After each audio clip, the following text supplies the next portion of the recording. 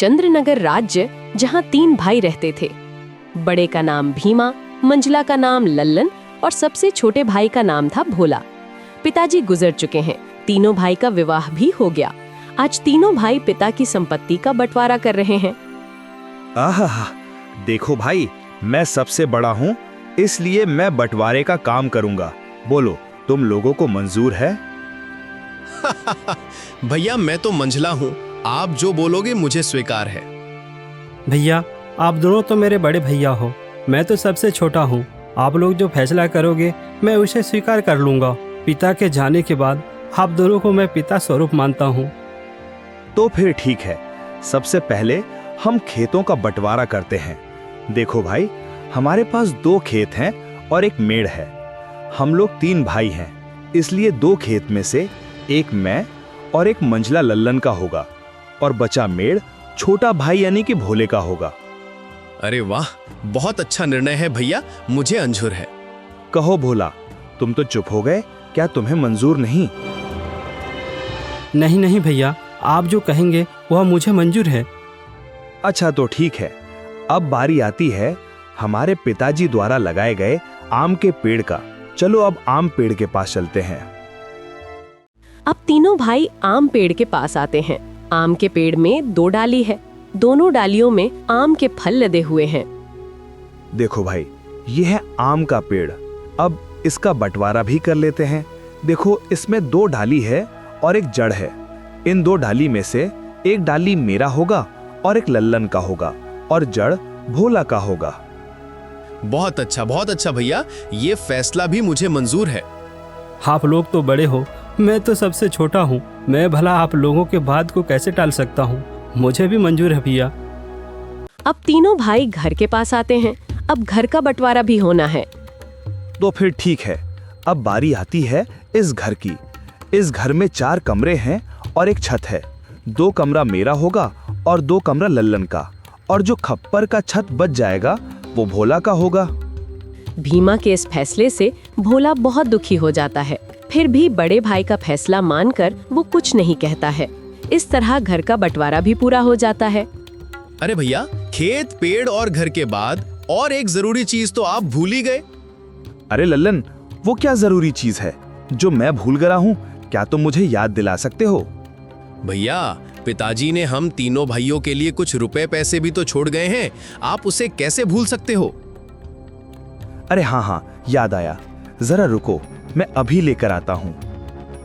बड़ा भाई भीमा घर के अंदर से एक मटका लेकर आता है, जिसमें कई सिक्के भरे थे और उनमें से कुछ पुराने जमाने के सिक्के भी थे। देखो भाइयों, इसमें से 2 प्रकार के सिक्के हैं। एक जो अभी वर्तमान में चल रही हैं, वहीं दूसरा जो हमारे दादा के दादा के दादा जमाने के हैं, यानी कि बहुत पुराने जमाने के सिक्के हैं, जो कि कुछ अजीब धातुओं के साथ बनाया गया है। तो भैया, अब इन सिक्कों का कैसे बंटवारा करोगे आप? तो सुनो, अभी के जमाने में जितने भी सिक्के चल रहे हैं, उन सिक्कों को मैं और मंझला भाई लल्लन का होगा, और जो सिक्के बहुत पुराने हैं, जो कि पुराने धातुओं से बनाए गए हैं, वो भोला का होगा। इस तरह दोनों भाई रुपए पैसे को भी ले जाते हैं। देखो भोला, पुराने जमाने के सिक्के में सिर्फ 4 ही सिक्के बचे हुए हैं। तुम चाहे तो इन 4 सिक्कों को ले जा सकते हो। और बहुत ही पुराने जमाने के 4 सिक्के भोला को देते हैं। भैया, आप दोनों तो सारे रुपये पैसे ले लिए। अगर मेरे तकदीर में ये सिर्फ 4 रुपया ही लिखा है तो मैं उसे स्वीकार करता हूँ।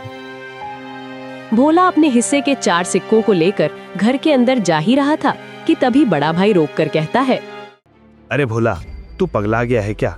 तूने सुना नहीं? बंटवारा हो गया है। अब इस घर में हम रहेंगे। तुम्हारा हिस्सा तो छत में है, तुमको तो बंटवारा छत में दिया गया है। अब तुम उस खप्पर छत में जाकर रह सकते हो। इस घर के अंदर अब तुम नहीं रह सकते। अब ये घर हम दोनों का हुआ।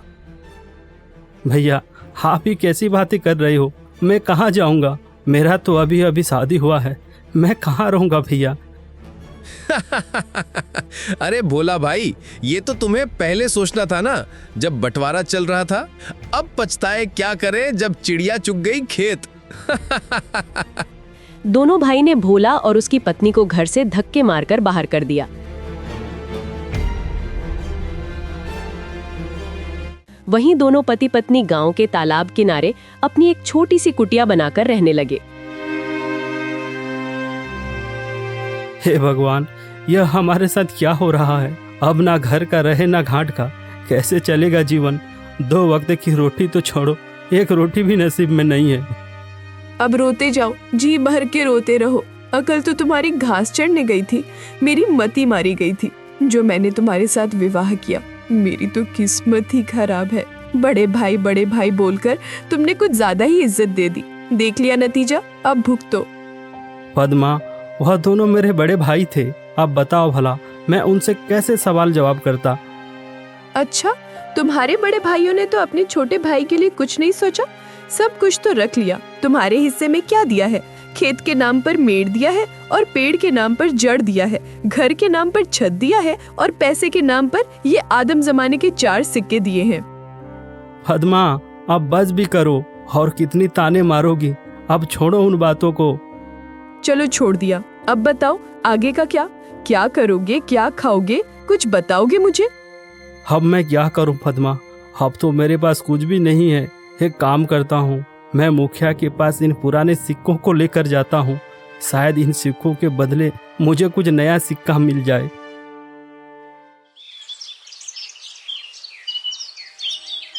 भोला बड़ी उम्मीदें के साथ उन 4 सिक्कों को लेकर मुखिया के पास जाता है।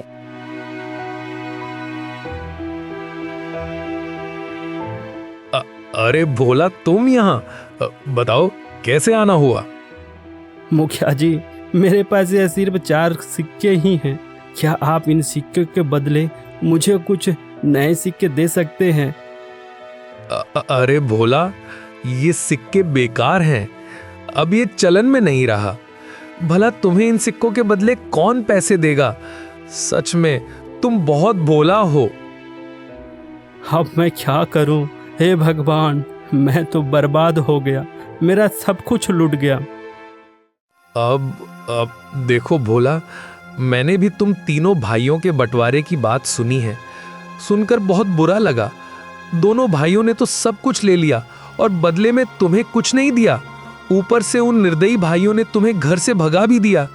हे भगवान, ऐसा भाई तो दुश्मनों को भी ना मिले। अभी क्या करूं मुखिया जी?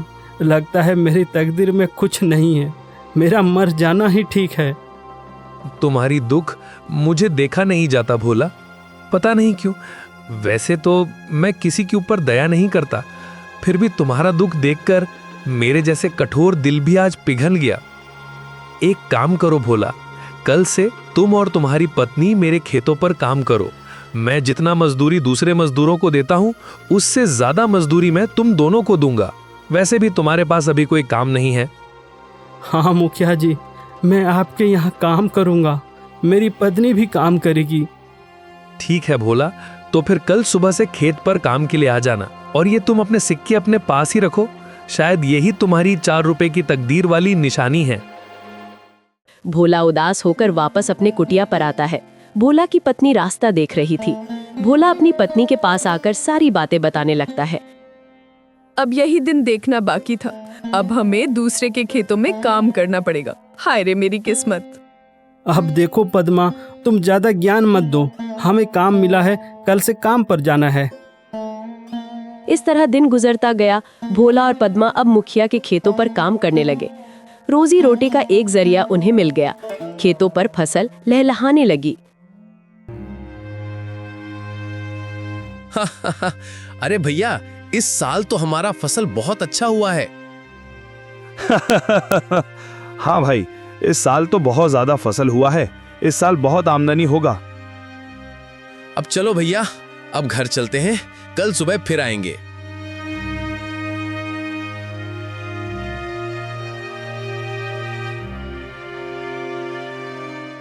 अरे पद्मा, देखो सुबह से दोपहर हो गया है, खाने का वक्त आ गया है। चलो कुछ खा लेते हैं। वैसे आज खाने में क्या है पद्मा? घर में जो भी थी रूखी सूखी सब ले आई हूँ, जाकर ठूसो। थके हारे भोला और पद्मा दोनों खेत के एक किनारे में बैठकर खाना खाने लगते हैं। अरे पद्मा, क्या हुआ? तुम अचानक खाना क्यों बंद कर दी?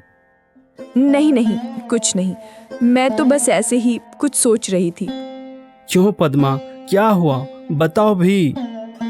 देखो ना, हम कितना काम करते हैं, सुबह से लेकर शाम तक। ऐसा कब तक चलेगा? क्या तुम्हें नहीं लगता कि हमारा कोई संतान भी हो जो बुढ़ापे में हमारा सहारा हो?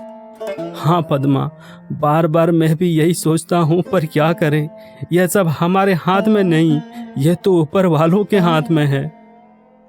पता नहीं किस जन्म की सजा भुगत रही हूँ। भगवान ने तो हमसे मुंह मोड़ लिया है। बेघर होकर हम भटक रहे हैं। हमारे भाग्य में कुछ नहीं, न कोई संतान, न कोई जमीन जायदाद। हाँ पद्मा, अब तो भगवान पर भी भरोसा उठने लगा है। भोला और पद्मा दोनों बातें कर ही रहे थे कि तभी वहां अचानक एक चिड़िया आकर बैठ जाती है। अरे अरे, ये देखो तो, यह तो एक चिड़िया है, हमारे पास ही आकर बैठ गई। लगता है इसे भूख लगी है, हमें इसे कुछ खाने को देना चाहिए। हाँ पद्मा, तुम इसे कुछ खिला दो, शायद भूख के मारे यहाँ आ गया होगा। पद्मा ने उस चिड़िया को कुछ चावल देती है। चिड़िया कुछ देर पद्मा को देखती रहती है, फिर चिड़िया उस चावल को खाकर उड़ जाती है। अब चलो पद्मा, घर चलते हैं, शाम भी हो रहा है। भोला और पद्मा दोनों खेतों पर काम करने के बाद अपना कुटिया पर चले जाते हैं।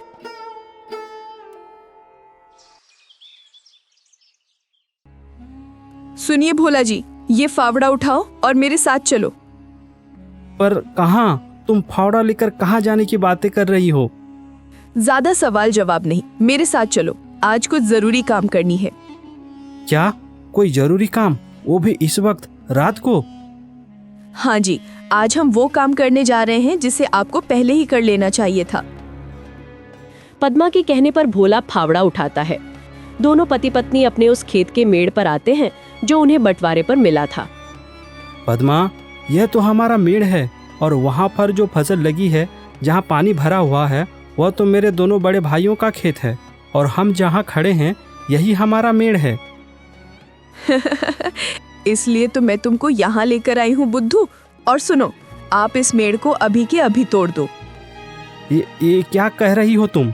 इससे तो मेरे दोनों भाइयों के पूरे फसल बर्बाद हो जाएगा। बिना मेड़ के भला खेती कैसे हो सकता है पद्मा? ये समस्या तुम्हारे भाइयों का है, तुम्हारा नहीं। हमारा मेड़ हमारी मर्जी, तोड़े या रखे। अरे वाह पद्मा वाह, मुझे पता नहीं था, तुम तो बड़ी होशियार हो, अब मुझे समझ में आ गया। इस तरह पद्मा और भोला ने खेत के सारे मेड़ को तोड़ दिया, जिससे खेतों से पानी बह गया और फसल बर्बाद हो गया। अगली सुबह जब दोनों भाई खेत पर पहुंचते हैं, हे भगवान, ये क्या हो गया? हमारे सभी फसल तो बर्बाद हो गया। कितनी अच्छी फसल लगी थी, सोचा था इस साल सोने के गहने लूंगा, पर सपना सपना ही रह गया। अरे भाई, हम दोनों तो बर्बाद हो गए रे। कितनी अच्छी फसल लगी थी, अब बिना पानी से सब सूख गया। भला अब फसल कैसे होगी? अरे भैया, वो देखो, खेत का मेड़ को किसी ने तोड़ दिया है। जब मेड़ ही नहीं है तो खेत में पानी कहाँ रहेगा और हम सिंचाई कैसे करेंगे? जरूर ये काम भोला का होगा, जरूर उसने होशियारी की होगी। भीमा और लल्लन दोनों रोते हुए घर को आते हैं। घर आकर अपनी पत्नियों को सारी कहानी बताने लगते हैं। अरे ये क्या हो गया? देखो जी, मेरी बात सुनो। अगर फसल बर्बाद हो गया है तो कोई बात नहीं, हमारा आम का पेड़ तो है। हाँ, तुमने बिल्कुल सही कहा, पर अभी आम पकने को कम से कम 12 से 15 दिन और लगेगा। हाँ भैया, जब आम पक जाएंगे तो हम उसे बाजार ले जाकर अच्छे पैसे कमा सकते हैं। हाँ लल्लन, तुम बिल्कुल ठीक कह रहे हो। अब यही एक रास्ता बचा है, वरना हम सब भूखे मर जाएंगे।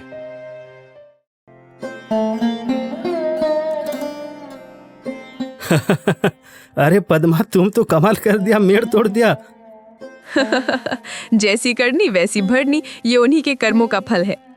सुनो जी, आज रात हमें और एक काम करना है। अरे पद्मा, इस बार क्या करना है? अरे बुद्धू, तुम अब देखते जाओ, वो तुम्हें शाम होने के बाद ही बताऊंगी। जैसे ही शाम हुआ, पद्मा और भोला दोनों कुल्हाड़ी लेकर उस आम के पेड़ के नीचे पहुंच जाते हैं जो उन्हें बंटवारे पर मिला था। सुनो जी, क्या यही वो आम का पेड़ है? हाँ पद्मा, यही तो बंटवारे वाला आम का पेड़ है। एक डाल पर बड़े भैया और एक डाल पर मंझला भैया का अधिकार है। तो फिर हमारा हिस्सा कौन सा है? अरे पद्मा, मैंने तो पहले ही तुम्हें बता दिया था कि हमारा हिस्सा सिर्फ जड़ है, इसके अलावा और कुछ भी नहीं। तो फिर ठीक है, इस पेड़ का जड़ तो हमारा है, इसलिए इस जड़ को रखे या काटे हमारी अपनी मर्जी। दोनों पति पत्नी आम के पेड़ को काट देते हैं। आम का पेड़ नीचे जमीन पर गिर जाता है। एक जोरदार आवाज होता है। भीमा और लल्लन दौड़कर पेड़ के पास आते हैं। भोला और पद्मा को दोनों भाई पकड़ लेते हैं। अच्छा, तो तू है भोला, तू हमसे बदला ले रहा है। आज तो तेरा खैर नहीं, तुझे तो इसकी सजा जरूर मिलेगी। अरे रुको भैया, हम इन दोनों को राजा के पास ले चलते हैं और इनको कौड़े की मार वाला सजा दिलवाते हैं। हाँ, बिल्कुल ठीक कहा लल्लन तुमने। भोला और पद्मा को दोनों भाई रात भर कमरे में बांध कर रखते हैं। सुबह होते ही राजा के पास दोनों को लेकर पहुंच जाते हैं। राजा के पास जाकर दोनों भाई ने बताया कि भोला और उसकी पत्नी ने अपराध किया है। अच्छा, तो ये बात है। देखो भीमा और लल्लन, मैंने तुम दोनों की बातें सुन ली है। तुम्हारा कहना है कि तुम्हारा छोटा भाई भोला तुम्हारा फसल को नुकसान कर दिया खेत के मेड़ को तोड़कर, और अब फल का नुकसान कर दिया पेड़ का जड़ को काटकर। कहो भोला, क्या ये सच है? तुमने ऐसा क्यों किया? महाराज, मैंने कुछ गलत नहीं किया है। खेतों की बंटवारे करते हुए मेरे दोनों भाइयों ने सभी खेत अपना नाम कर लिया और सिर्फ मेड़ मुझे दिया। अब मेरा मेड़ मेरा मर्जी, मैं तोड़ूं या रखूं महाराज, इसमें किसी को कोई आपत्ति नहीं होना चाहिए। और आम का पेड़ को तुमने जड़ सहित क्यों काट दिया? वो तो अपराध है। महाराज, जब बंटवारा हुआ था तब मेरे दोनों भाइयों ने आम से लदे हुए डाली ले गई और मुझे सिर्फ आम के पेड़ का जड़ को दिया। अब चूंकि महाराज जड़ मेरा है तो मैं काटूं या रखूं, ये मेरी मर्जी महाराज। इसमें किसी को हस्तक्षेप करने का कोई अधिकार नहीं है महाराज। चूंकि जड़ मेरा था तो मैंने इसे काट दिया। वैसे तुम्हारा भी कहना सही है। तुमने तो खूब बदला लिया है भोला। ईंट का जवाब पत्थर से। वाह भाई वाह, मान गए तुमको भोला। महाराज, आप तो भोला की तारीफ करने लगे। हमें न्याय चाहिए। मूर्ख, तुम दोनों ने अपने छोटे भाई के साथ अन्याय किया है और अभी न्याय की आस लेकर मेरे पास आए हो। इससे पहले कि मैं तुम्हें कोड़े लगवाऊं, तुम निकल जाओ यहाँ से।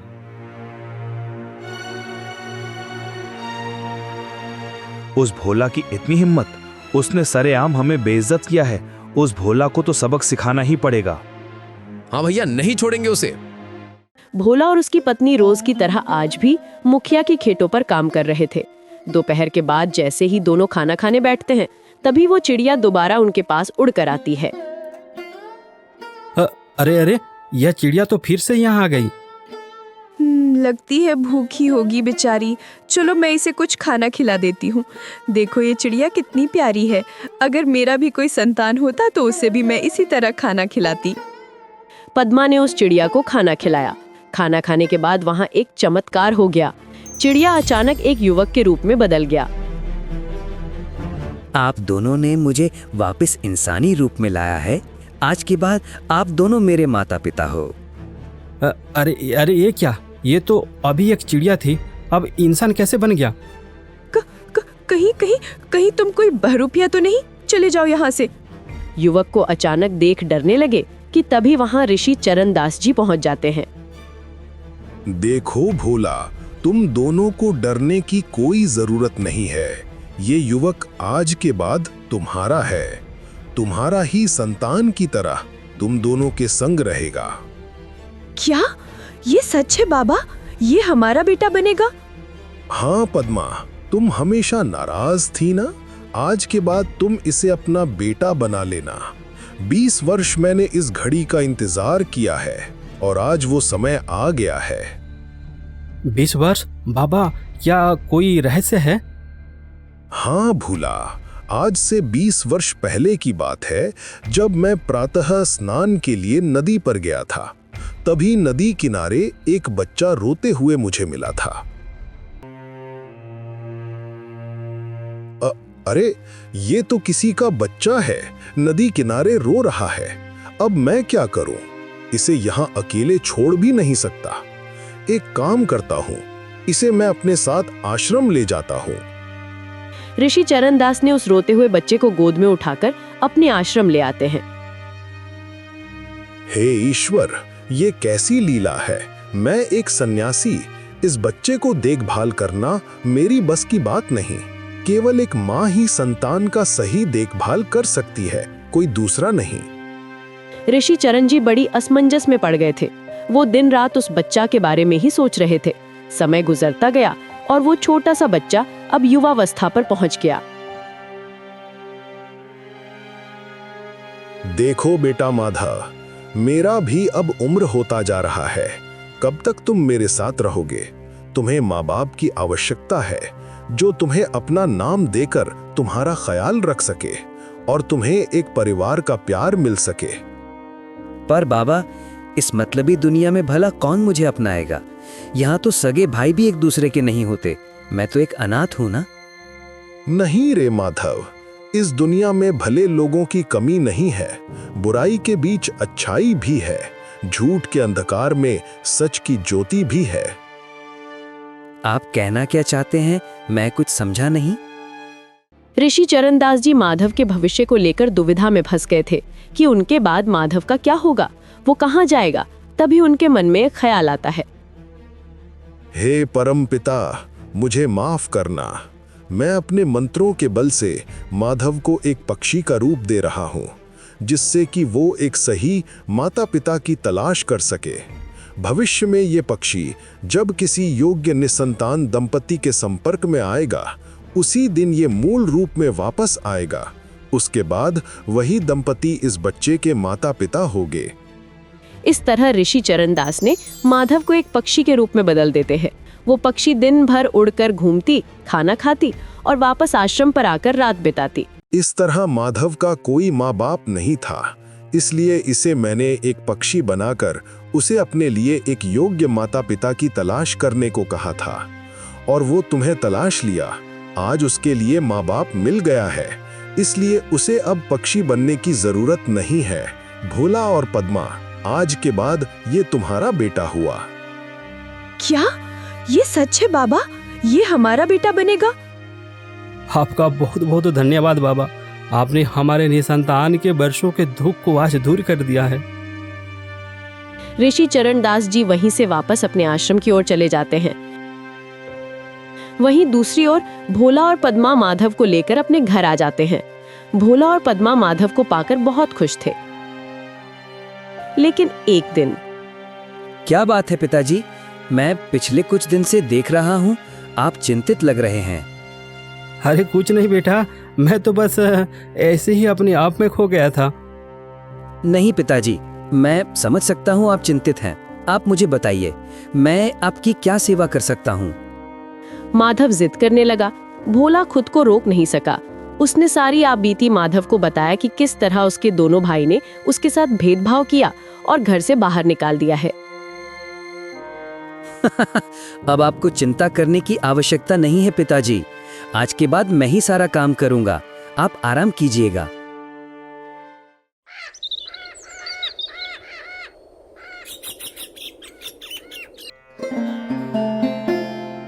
पिताजी, मैं जरा अपने चाचाओं से मिलकर आता हूँ, तब तक आप अपना ख्याल रखिएगा। नहीं बेटा नहीं, वहां मत जाओ, वो लोग अच्छे नहीं हैं।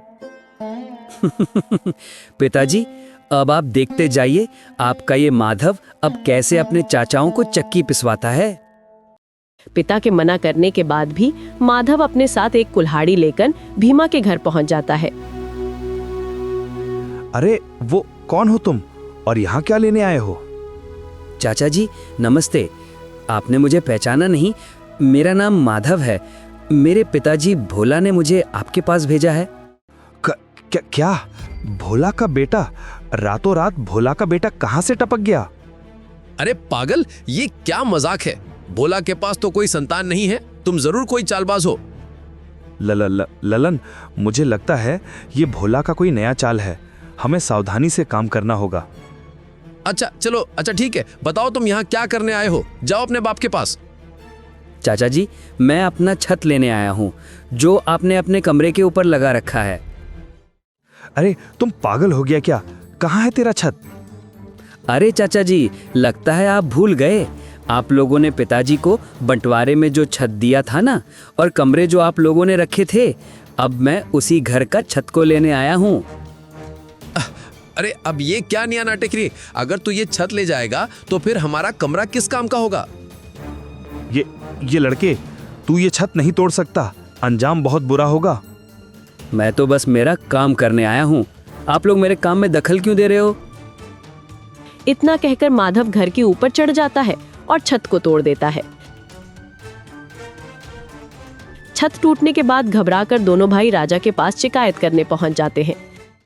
अरे भीमा और लल्लन, तुम दोनों फिर से वापस आ गए। बताओ अब क्या हुआ? महाराज, एक जरूरी खबर हमें आपको बतानी है। जरूरी खबर? ऐसा है तो फिर बताओ, क्या खबर लाए हो?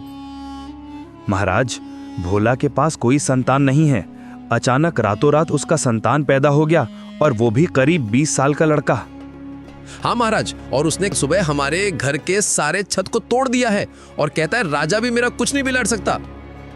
सावधान महाराज, मुझे लगता है वो एक बहरूपिया है या फिर कोई गुप्तचर हो सकता है। महाराज, अगर आपने समय रहते उसे गिरफ्तार नहीं किया तो हमारे राज्य और आपकी सिंहासन के लिए खतरा है। अच्छा, तो ये बात है। सैनिकों, जाओ उस भोला और उसके उस आकस्मिक लड़के को लेकर तुरंत राज दरबार पर हाजिर करो।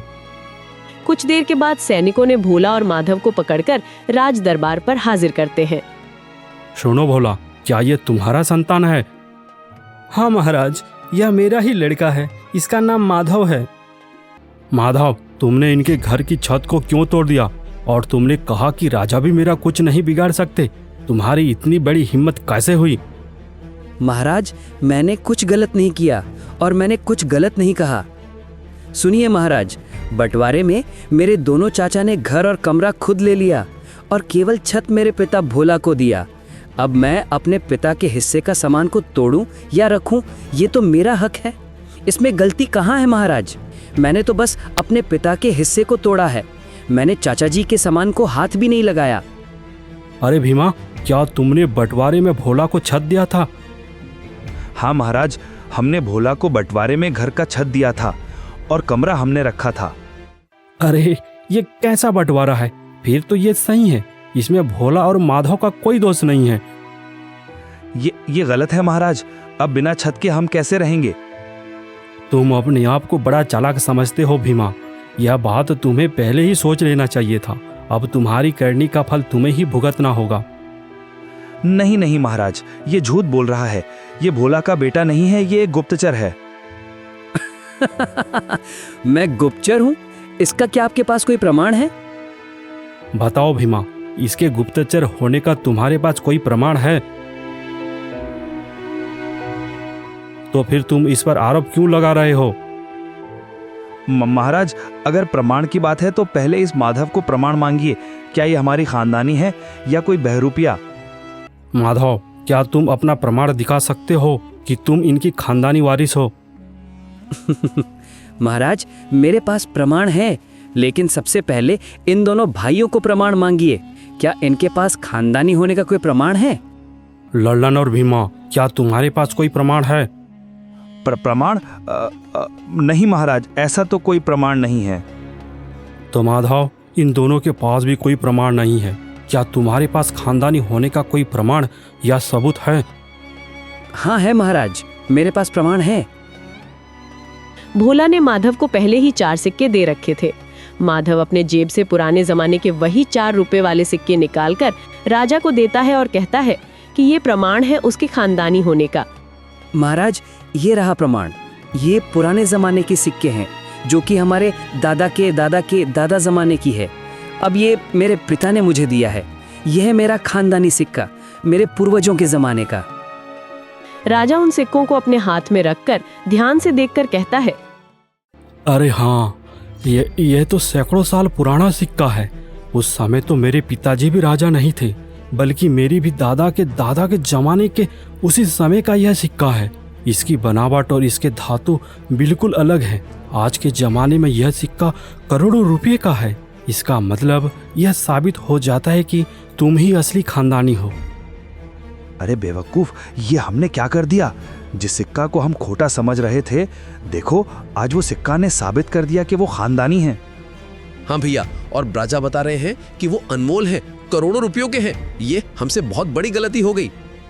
अरे तुम दोनों आपस में क्या फुसफुसा रहे हो? नहीं नहीं महाराज, हम तो बस ऐसे ही आपस में बात कर रहे थे। यह माधव भोला का ही बेटा है, वह खानदानी है, जबकि तुम्हारे पास कोई प्रमाण नहीं है।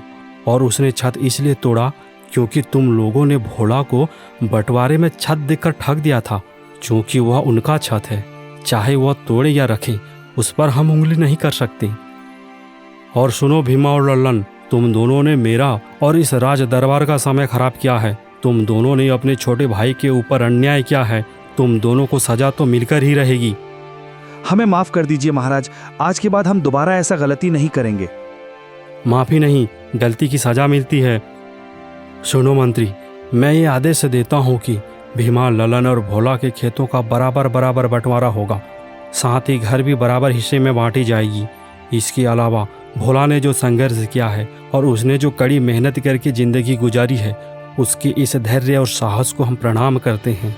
और हम ये आदेश देते हैं कि भोला और माधव को हमारे राजघराने की ओर से 5 एकड़ ज़मीन उपहार में दिया जाए, जिससे कि वह अपनी खेती बाड़ी करके आगे बढ़ सके। साथ ही इन दोनों दुष्ट भाइयों को कारावास में बंद किया जाए। इन दोनों की यही सजा है। जी महाराज, आपकी जैसी आज्ञा। और सुनो मंत्री जी, हमारे इस राज्य में एक होनहार सलाहकार की आवश्यकता थी, जो बल और बुद्धि से निपुण हो। पर उस तरह की योग्य पुरुष हमें आज तक नहीं मिल रहा था। लेकिन भोला के पुत्र माधव के पास वह योग्यता है। इसलिए आज के बाद हम इस राज्य का मुख्य सलाहकार माधव को बनाने की घोषणा करते हैं। इस तरह देखते ही देखते भोला की जिंदगी में एक बड़ा बदलाव हुआ। चारों दिशा से खुशियां ही खुशियां मिल रही थी। पिता की संपत्ति का समान अधिकार मिला, राजघराने से 5 एकड़ जमीन उपहार में मिला और बेटे माधव को राजघराने में मुख्य सलाहकार का पद प्राप्त हुआ। देखा भाग्यवान, तुम हमेशा किस्मत को दोषी बना रही थी ना। देखो आज क्या हुआ, हमारे पास जमीन नहीं था, हमें जमीन मिल गया, वह भी पूरे 5 एकड़। हमारा कोई संतान नहीं था, ऊपर वाले की दया से हमें संतान मिल गया। इस राज्य में हमारा कोई सम्मान नहीं था। आज देखो पद्मा, राजघराने में हमें इतना बड़ा सम्मान का पद मिला है कि हमारा संतान को मुख्य सलाहकार का पद मिला है, यानी कि माधव को मुख्य सलाहकार बनाया गया है। और हमारा पुराना सिक्का जो कभी हम बेकार समझ रहे थे, वो सिक्का तो करोड़ों का निकला पद्मा, करोड़ों का। मुझे माफ कर दीजिए, न जाने मेरे मुंह में जो आया वही बोल दिया। लेकिन ये बात सच है कि समय के आगे किसी की नहीं चलती। समय राजा को रंग तो रंग को राजा बना देती है। इसीलिए हमेशा समय के साथ चलना चाहिए। हाँ पद्मा, और हमेशा एकजुट होकर इंसानों को साथ में चलना चाहिए। बिना पक्षपात के सबको एक जैसा और समान अधिकार मिलना चाहिए। और खोटा सिक्का करोड़ों का निकला। यही है मेहनत, धैर्य और साहस का फल, जो तुरंत नहीं मिलता, लेकिन जब भी मिलता है छप्पर फाड़ के मिलता है।